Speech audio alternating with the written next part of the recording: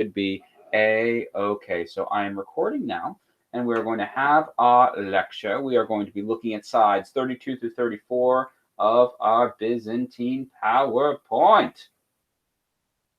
And we left off yesterday with the iconoclasm, the most fun word that we have in our vocabulary for this unit. Who can remind us what is the iconoclasm? Ems? The iconoclasm is when they smashed all the icons and just kind of destroyed them all. Exactamundo. Thank you, darling. How do you know? Hopefully your parents told you. You could be like, hey, Mom, did you give me permission to be like on these Google Meet cameras? And she'd be like, I don't remember. The answer is probably yes. The vast majority, there's like 300 something for the school that have done it. But you can always double check by on the Welcome Back 6th grade page from the beginning of the year. There's a little link there. So the Great Schism of 1054. See, it all happens because the Pope and the Emperor are oh so ticked off at each other. That's right. We're going to have the clash of the century, folks. Really the clash of the millennium, because this is a really big deal. It is going to change events for even us today. And basically, the Pope once again said, I am the boss. And the Emperor says, no, you're not. And the Pope says, yes, I am. And the Emperor says, no, you're not. I know, like little siblings, right? So, here's what's going on. There's something called a tithe.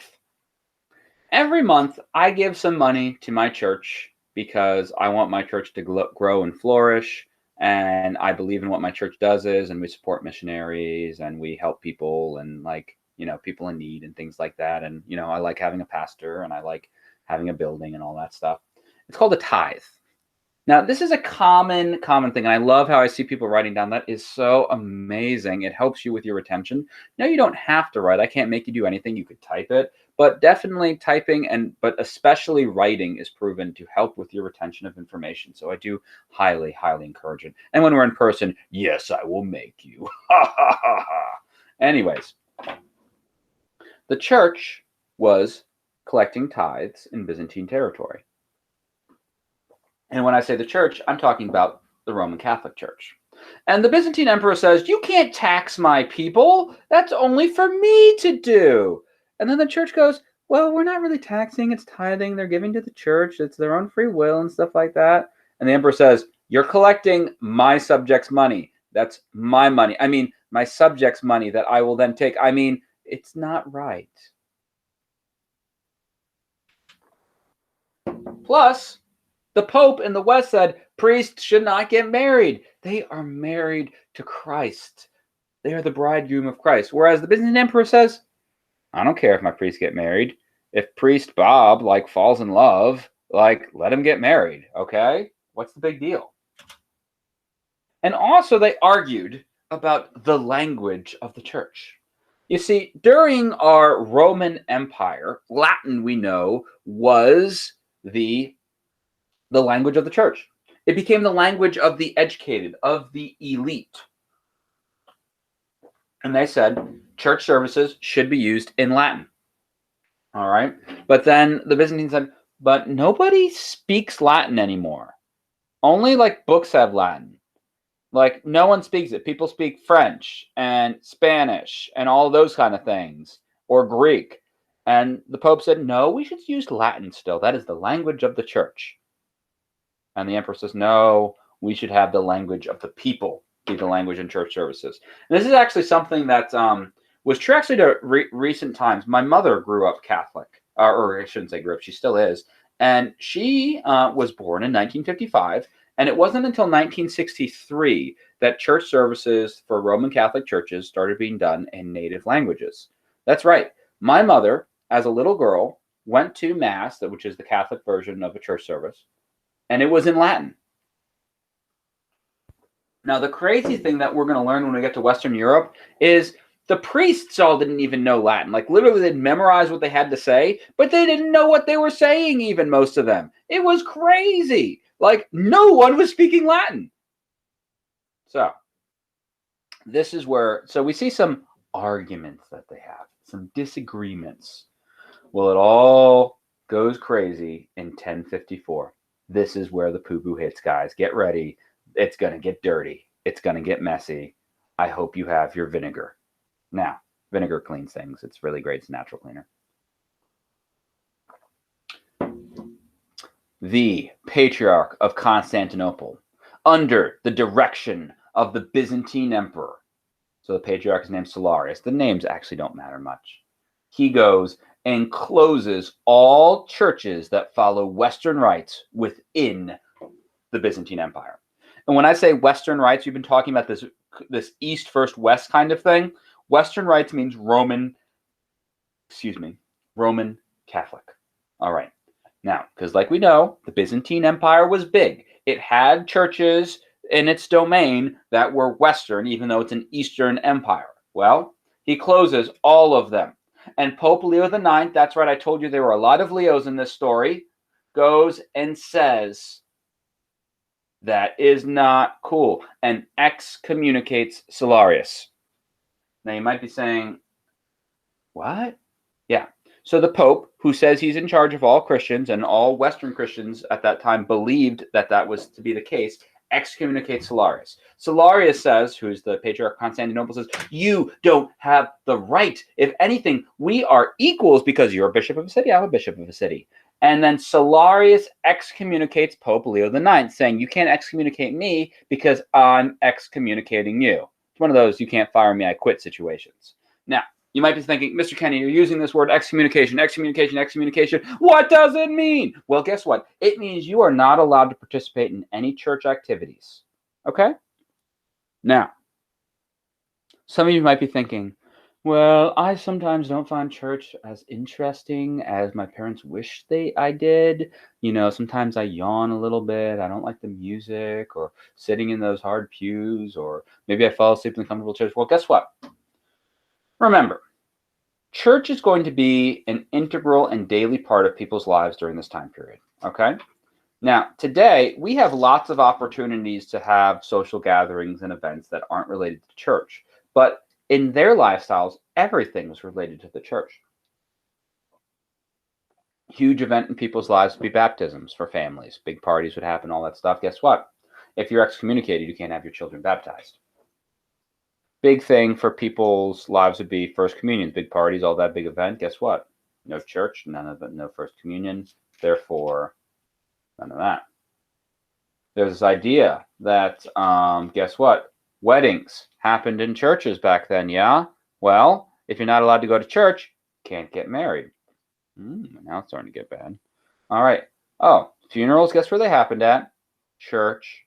Guess where you're supposed to be buried at? Consecrated ground, which would be attached to a church, so can't have a funeral, can't get buried. Now, you might be thinking, okay, Mr. Kenny, wow, that seems like a problem. Guess what? The doctrine of this time is that you had to confess your sins to a priest. Now, this is contrary to what many of us are familiar with the Protestant belief that you can directly go to God and confess your sins and then be forgiven. But the Roman Catholic doctrine at this time was that you had to go to confession and confess to a priest, or you could not go and have your sins forgiven. So sins can't be forgiven if you're not buried in consecrated ground. You can't take part in the resurrection, essentially meaning you cannot go to heaven. So the idea of excommunication was not only saying, no, you can't be involved with any church activity, you can't go to heaven. Now, it gets worse, though, because this isn't just the Pope saying Celarius can't go to heaven and Celarius saying the Pope can't go to heaven, which, by the way, neither one of them agreed with the authority of the other. So when they said whatever, it's not true. So, like, let's not think that both of them are, like, banning each other from heaven and then they totally believed it. No, because neither one respected or recognized the authority of the other. But here's the thing. See, when it's like a pyramid, when the top of the pyramid is excommunicated, it trickles down. So essentially what Pope Leo IX is saying here is that everyone who follows Eastern rites, which will become the Eastern Orthodox Church, is excommunicated, meaning all of the people in the Eastern Orthodox Church is going to HE double hockey sticks. And likewise, when Celarius excommunicates Pope Leo IX, he says, everyone who follows Western rites is going to HE double hockey sticks. So all the Roman Catholics. Please stop spamming the chat now, or I'll just turn the chat off. What? Say that? Oh, it's off. Haha. So I'll turn it back on later when I need it. Now, remember, people that are Eastern Orthodox do not believe the Pope when they say this, so it does not change their lives. And people that are Roman Catholic do not believe Solarius when he says it, so it does not change their lives. But their whole idea was saying that one half of Christendom are not Christians anymore and that they are not going to go to heaven. And this lasts until 1964. Folks, 1964. I know that seems like a really long time to you guys. Your parents might not have been born yet, or they might just be getting born, depending on if your parents are a little bit older, a little bit younger. But this is modern times. 1964, my mom was 9 years old. My dad was 14 years old when this happened. I, of course, was not born yet because I'm very young and spry and youthful, but still, lots of people that you know today that you interact with in your lives, they were alive when this ended. So for 910 years, the eastern half of Christendom thought the western half was not going to heaven. And the western half thought that the eastern half was not going to heaven. That was their isn't that wild that they unexcommunicated each other? This is the famous picture on the top right here that they say, guess what? It's okay. We forgive each other. It was a big disagreement. We don't mean it anymore. All right. And now sometimes they'll get together and say something as like a combined Christian front saying, hey, you totally should stop doing bad stuff, folks. All right. Yes or NATO, my dear? You know when the division started? I'm sorry. Could you say that again? I couldn't hear you. Do you know when the division started? 1054. Oh, that was a really long time. Yeah. It's a really, really stinking long time. It's crazy. For 910 years. Yowzers. So what this causes us for the first time in Christianity for the church to be split. So we're going to have two Christian churches. We're going to have the Eastern Orthodox and Roman Catholic. So we sing it in our song. So the Roman Catholic Church, it's in the West. They have their services in Latin. They say the Pope is in charge. And the Pope also has power over kings. So in the West, church goes above state. The Pope can excommunicate kings, and he will. Like, there's the story of King George II, like literally going to see go to Rome and see the Pope barefoot, like in the snow, begging for forgiveness because his whole country was placed under interdict, which is the same thing as he was excommunicated. So his whole country was excommunicated. And of course, your people aren't going to like you if, because something you did, they're told they can't go to heaven. So that's how they would control kings. And priests cannot marry. In the East, it's in Greek because the people spoke Greek.